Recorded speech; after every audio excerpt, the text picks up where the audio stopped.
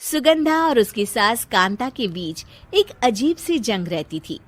ये जंग थी किचन में कौन ज्यादा अच्छा काम करेगा और घर के सदस्यों के दिल जीतेगा। और उनकी इस जंग में हमेशा कुर्बान होते थे उनके दोनों पति। कैसे? आइए देखते हैं इस किचन पॉलिटिक्स की कहानी में। एक दिन किचन में, माँ जी, आज मैं बना रही हूँ मेथी की सब्जी। इस खाने से घर वालों के पेट की सारी समस्या खत्म हो जाएगी।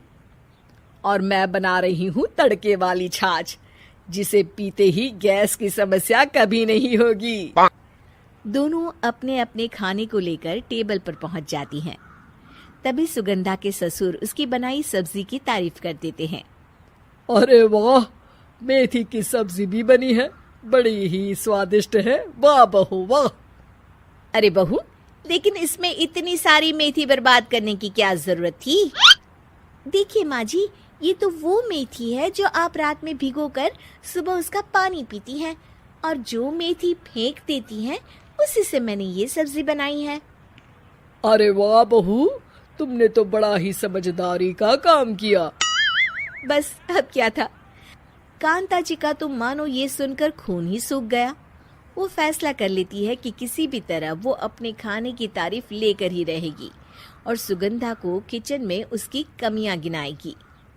कांता फ्रिज खोलकर देख रही होती है और फिर सुगंधा से कहती है, अरे बहू, ये क्या, पूरा फ्रिज गंदा पड़ा है। तभी वहां सुगंधा का पति आ जाता है। वो सुगंधा को डांट कर कहता है, सुगंधा, तुम्हें कितनी बार कह रखा है कि वायरस फैल रहा है, साफ सफाई का पूरा ख्याल रखना है, लेकिन तुम किचन में इतनी गंदगी रखोगी तो कैसे चलेगा। सुगंधा सास की तरफ देखती है जहां वो मुस्कुरा रही होती है। सुगंधा समझ जाती है कि सास ने उससे बदला लेने के लिए ये सब किया है। दोनों रात के खाने की तैयारी में लग जाती हैं। दोनों ना एक दूसरे की तरफ देखती हैं और ना ही एक दूसरे से बातें करती हैं। रात को खाने की टेबल पर एक एक कर दोनों कई तरह के अलग अलग व्यंजन टेबल पर लगा देती हैं और अपने अपने पति के पास जाकर खड़ी हो जाती हैं। अरे खाइए जी खाइए, मैंने बड़ी मेहनत से बनाया है। प्लेट में वो खाना डालती हैं। सुगंधा भी दोनों की प्लेट में खाना डालते हुए कहती है, बड़ी ही मेहनत लगी है इस खाने को बनाने में। हाँ, दोनों को ना चाहते हुए भी सारा खाना खाना पड़ता है। कहीं दही तो कहीं मलाई तो कहीं मसाला। और इन सब के बाद दोनों बड़ी ही मुश्किल से अपने कमरे में सोने जाते हैं। लेकिन अगली सुबह सुगंधा का पति चिल्ला रहा होता है, हाय रे हाय, मेरा तो पेट खराब हो गया। हाय माँ, बहुत दर्द हो रहा है। तो वहीं कांता के कमरे से भी कुछ ऐसी ही आवाज आने लगती है। हे भगवान, इस सास बहू की लड़ाई हमारी जान लेकर रहेगी। जाओ कोई डॉक्टर को बुला कर लाओ। डॉक्टर आते हैं। दोनों को देखकर कांता और सुगंधा से कहते हैं, देखिए, आप दोनों इन्हें खाने में हल्का ही दीजिएगा। हो सके तो रात का खाना जल्दी खाया करे और वॉक किया करे।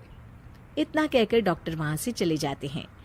जिसके बाद एक बार फिर से दोनों बहुएं किचन में जाती हैं और खाना बनाने में लग जाती हैं। रात में खाने के टेबल पर दोनों एक बार फिर से खाना लगाने लगती है। पापा जी, मैंने ये पतली मूंग की दाल की खिचड़ी के साथ ये पापड़ और पुदीने की चटनी भी बनाई है। अरे बहू, अभी अभी बेचारे पेट की बीमारी से गुजरे हैं। इतना भारी खाना तो डॉक्टर ने भी मना किया है ना। देखिए, मैंने आप दोनों के लिए सूप बनाया है। और दोनों उन लोगों की प्लेट में खाना डालने लगती हैं। तभी दोनों एक साथ बोल पड़ते हैं, बस करो, हमें माफ करो। हमें नहीं खाना इस घर में, ना खिचड़ी और ना ही सूप। हम इंसान हैं, एक वक्त में एक ही खाना खा सकते हैं। बस करो, हमें माफ करो। हमें नहीं खाना इस घर में, ना खिचड़ी और ना ही सूप।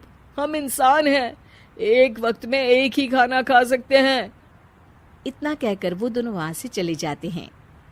कहानी का अंत। आप लोग उम्मीद कर रहे होंगे कि अंत में सब ठीक हो जाएगा।